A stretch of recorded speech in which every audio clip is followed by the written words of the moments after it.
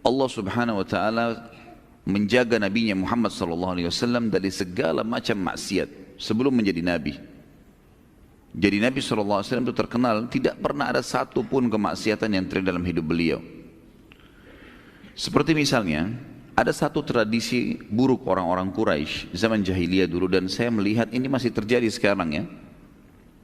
Pada saat ada acara perkawinan, mereka seringkali mendatangkan wanita-wanita, penari, penyanyi yang memamerkan auratnya, ya, melantunkan suaranya yang menjadi fitnah bagi kaum laki-laki. Dan ini terjadi di zaman jahiliyah. Bahkan penyanyi-penyanyi dan penari itu menjadi orang-orang yang sangat kaya karena dibayar mahal. Nabi SAW waktu lagi mengembala kambing, dan beliau dari kecil tidak pernah ikutin acara seperti ini, sempat teman-temannya datang dan menceritakan, "Hai Muhammad, acara perkawinan di Mekah ini penuh dengan begini dan begitu, makanan, minuman, dan terakhir disebutkan wanita-wanita yang menari-menari dan seterusnya." Kemudian Nabi SAW mengatakan, "Saya tidak pernah tahu itu dalam kehidupan saya, tapi saya coba ingin mengetahui bagaimana keadaannya." Ini belum sebelum jadi Nabi ya. Maka Nabi SAW pun berkata pada teman-temannya, "Maukah kalian bersedia untuk menjagakan gembalaan saya ini, dan saya ingin melihat apa yang sebenarnya kalian ceritakan itu." Bukan niatnya mau lihat wanita-wanita penari saja, tapi ingin mengetahui, bukan itu target, tapi ingin melihat secara umum acara ini. Subhanallah, baru saja Nabi SAW niat begitu, tiba-tiba beliau mengantuk berat, kemudian beliau tertidur. Tidak bisa, tertidur. Hari kedua, tertidur lagi. Hari ketiga, tertidur lagi. 3 hari berturut-turut Nabi SAW ingin melihat bagaimana pesta perkawinan orang-orang Mekah. Beliau selalu tertidur, dan ini disebutkan dalam sebagian buku-buku sirah, tidak semuanya. Dan ini menandakan Allah Subhanahu wa taala menjaga, dan setelah itu tidak ada satupun ya, atau tidak lagi Nabi SAW ingin mendatanginya. Beliau mengatakan di dalam dirinya sendiri, kalau memang sudah 3 kali saya tertidur, berarti menandakan ini tidak boleh saya melihatnya. Sudah Nabi SAW tidak pernah lihat. Di antara hal yang lain teman-teman sekalian, tradisi jahiliyah, Amr bin Luhai yang dulu saya pernah sebutkan, dia mendatangkan patung di Mekah yang menerapkan beragam macam peraturan. Ada salah satu peraturan yang kita tidak bisa juga bahasakan itu unik ya, tapi buruk ya. Peraturan itu adalah orang-orang Mekah disuruh menjahit baju-baju khusus untuk tawaf. Khusus untuk tawaf.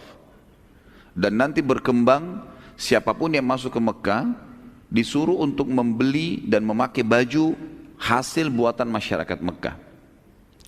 Karena peraturan ini, berkembanglah sebuah ide lagi, kalau seandainya orang-orang yang tidak mampu beli baju dari orang Mekah, maka tawafnya telanjang. Tawafnya telanjang, gitu kan. Sampai juga masalah di Mekah mereka menjadi hal yang biasa sekali telanjang, karena di Ka'bah saja mereka bisa tawaf sambil telanjang, apalagi kalau di luar kota atau di luar Ka'bah di dalam kota Mekah itu sendiri. Baginda Nabi SAW tidak pernah melakukan tawaf di saat lagi ada orang-orang yang seperti ini. Dari zaman beliau sebelum dinobatkan menjadi Nabi, beliau tidak pernah secara khusus melakukan perbuatan-perbuatan tersebut, dan ini disebutkan oleh para ahli sejarah. Dan perlu teman-teman tahu, tawaf telanjang di Mekah ini terjadi sampai tahun 9 Hijriah.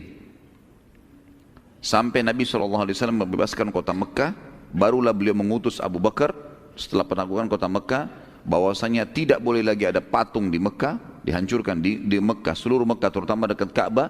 Setelah Nabi SAW hancurkan 360 sekian patung, kemudian juga tidak boleh lagi ada yang tawaf telanjang di sana. Dan Nabi SAW sama sekali tidak pernah menyaksikan hal tersebut.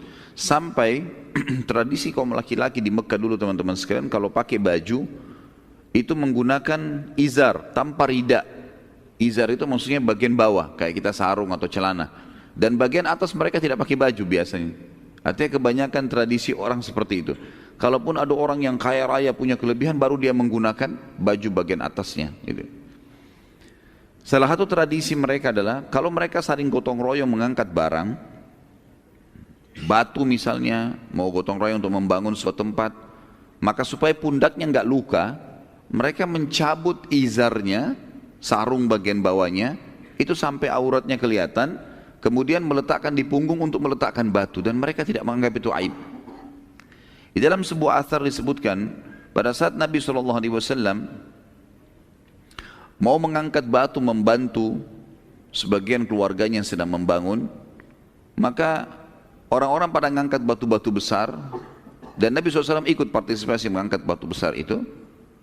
Kemudian tiba-tiba saja pamannya datang mengatakan, hai Muhammad. Salah satu pamannya, tidak disebutkan namanya dalam riwayat ini, tapi dikatakan salah satu pamannya mengatakan, hai Muhammad. Kalau tidak salah namanya Zubair di sini. Ya, salah satu paman Nabi SAW mengatakan bahwasanya, hai Muhammad, tidakkah kau buka izarmu dan kau letakkan di punggungmu agar punggungmu tidak luka? Maka Nabi SAW mengatakan, saya tidak melakukannya. Beliau pun mengangkat batu tersebut, meletakkan. Kemudian sebagian orang melakukan itu, maka Nabi SAW meninggalkannya.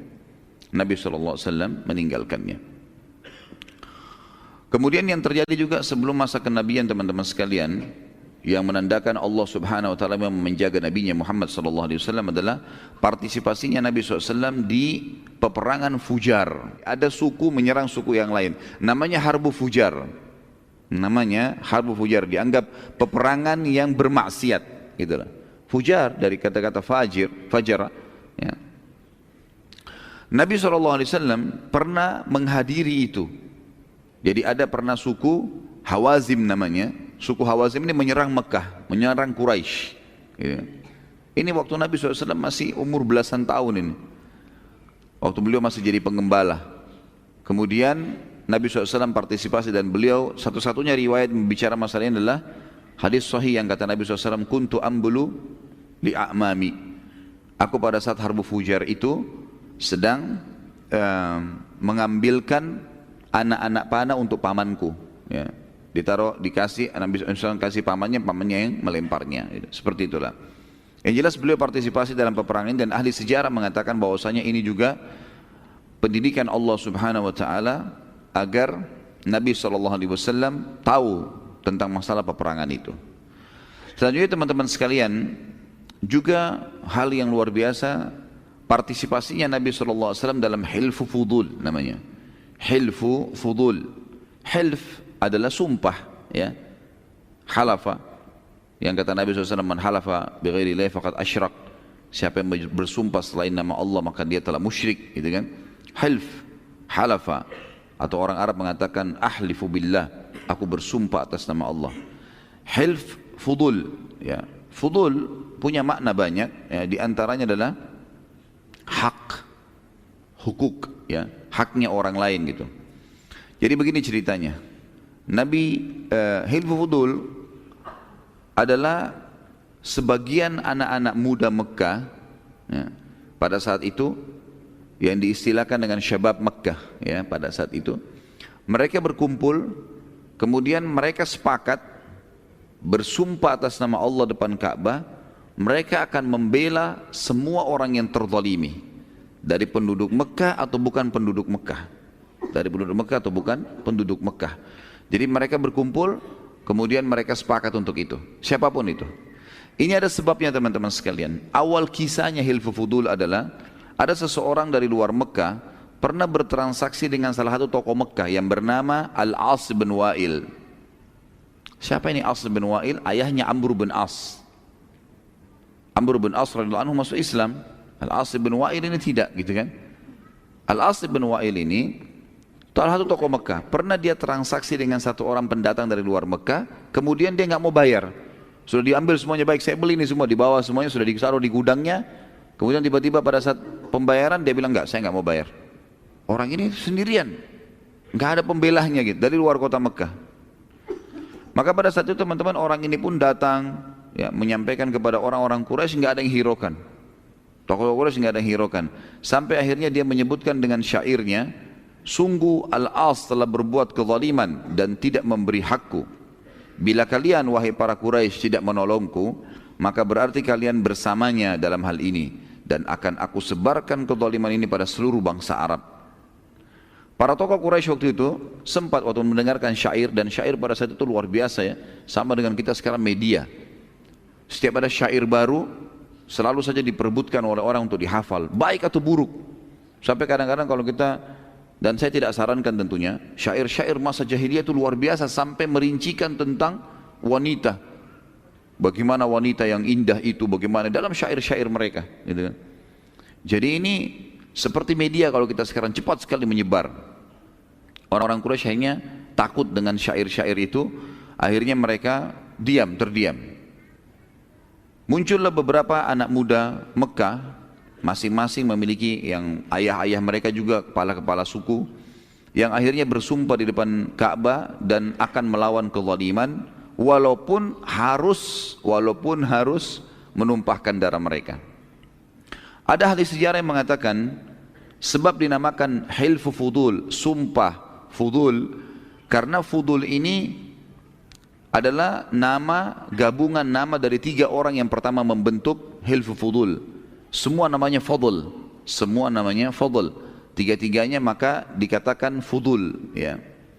Tapi yang lebih kuat bukan itu. Yang lebih kuat adalah fudul artinya hak, ya.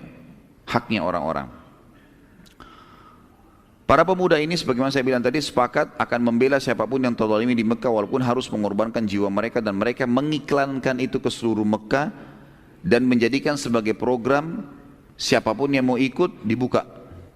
Dan Nabi SAW termasuk salah satu pemuda yang ada di Hilfu Fudul. Nabi SAW bergabung sama mereka untuk membela semua kezaliman. Akhirnya pada saat Nabi SAW bergabung sama anak muda ini, berkumpullah lebih 10 orang pada saat itu.